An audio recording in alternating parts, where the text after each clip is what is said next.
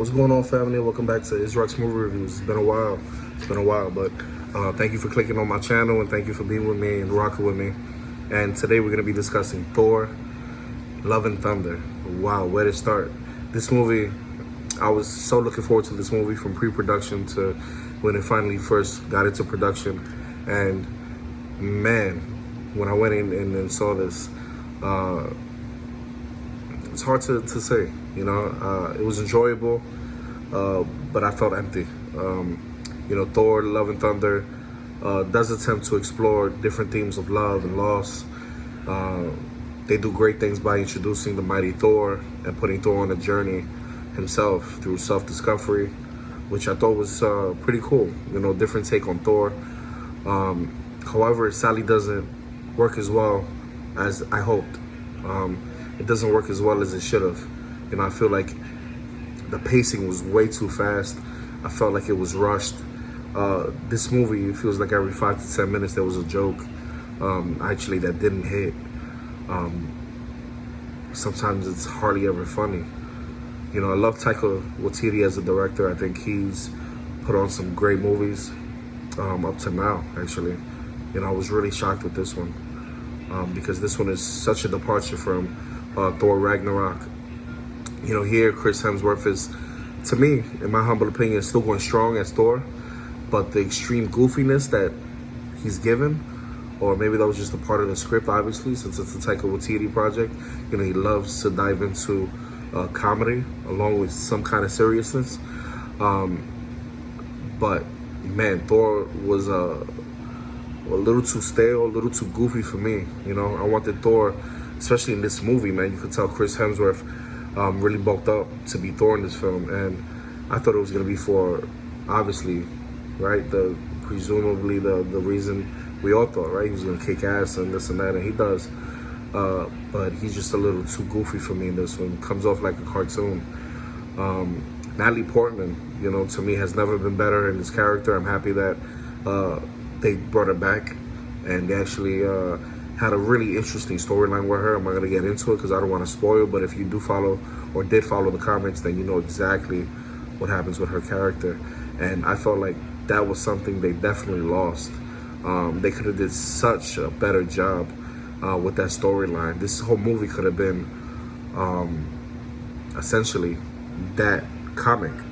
But with the goofiness and all the trying to be funny, they took me out of it when it comes to that aspect of the film. And they didn't really put too much emphasis on that, especially when you have such a supreme actress like Natalie Portman. I think they missed the note on that one. Tessa Thompson, she's awesome as Valkyrie, badass.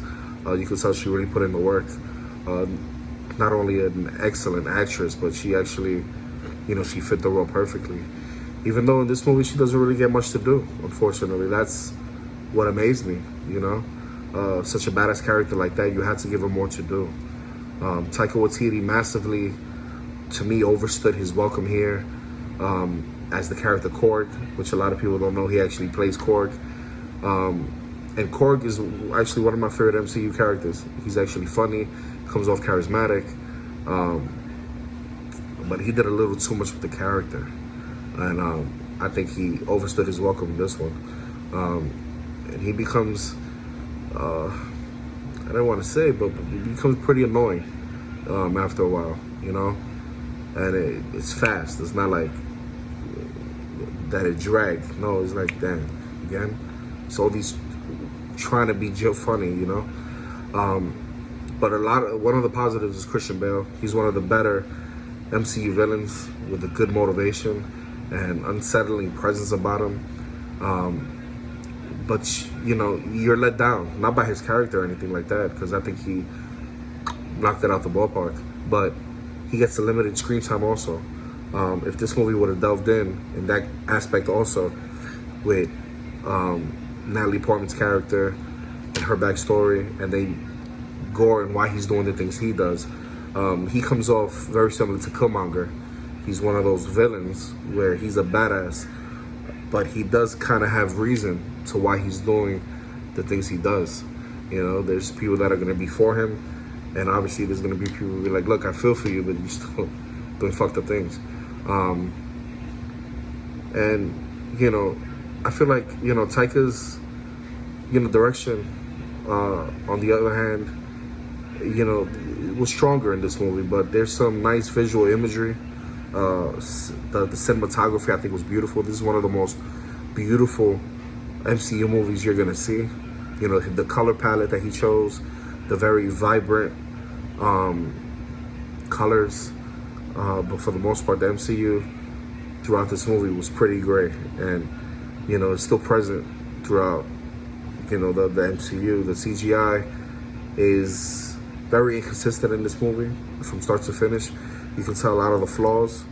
You know, it takes you away a little bit from the film, but you know, if you can get by that, you're gonna get through the film. The music by Michael, you know, Giacchino, I think was fine. There's one new theme that's pretty memorable in this movie, but sometimes lacks the Thor theme, which is annoying. The soundtrack to me was really good. You know, all the songs are classics that fit the tone and style of this movie. I liked that they included the Guardians of the Galaxy for a short while, and how basically, you know, they departed the film, basically setting up their own film.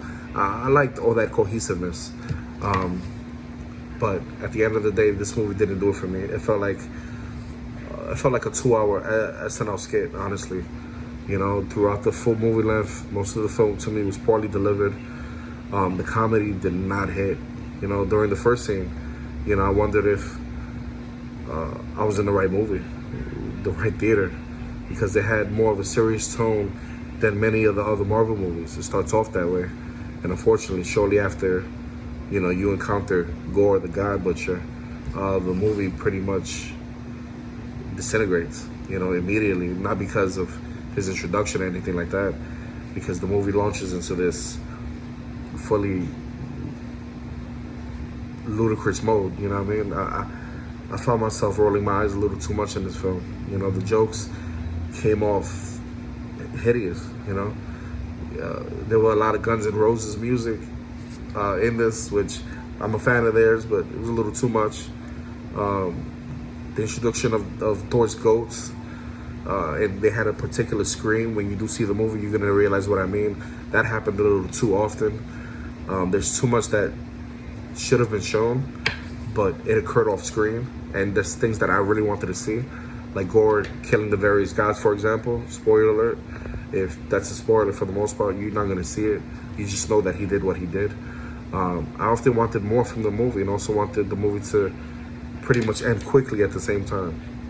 Yeah, it's crazy. This is the first movie, MCU movie I see that I was like, let's end this already. You know, at one point I thought I wish I was tired and fell asleep. That ass, like that. This movie was a crap of balls. You know what I mean? You know, sometimes I just looked around and I'm like, damn, are these people enjoying it? Because I'm sure not enjoying this movie. You know, I saw actually people taking short naps. It was crazy. You know, I like Taika Waititi, man, but he needed to switch the decaf on this project. He definitely did. He turned the knot past 11 to 500. And with that being said, man, I'm going to give him a good score for the most part. I give this movie a 7.5 out of 10. This movie had the potential to be up there, man. It really did. But this movie was too silly. It was stupid throughout the majority of its runtime. You know, to me, maybe watch this movie when it comes out on Disney Plus. You know what I mean? Very, very disappointing. You know, had great performances, don't get me wrong. Christian Bale was great. Russell Crowe had his moment in the film. Hemsworth is good, but this movie can't be saved. You know, it was a terrible script. I think they went in a bad direction. Stupid humor that overstays its welcome is basically this whole movie. So if you could try to skip it and save your money and wait to Disney Plus, I recommend that fully, because you're going to be disappointed. Might as well be disappointed in your own couch, not spending your own money when it comes to this film, sadly. So that's the review in a nutshell. If you enjoyed this, man, hit that like button, hit that notification bell, and Look forward to seeing you on the next review. To the next one. Peace.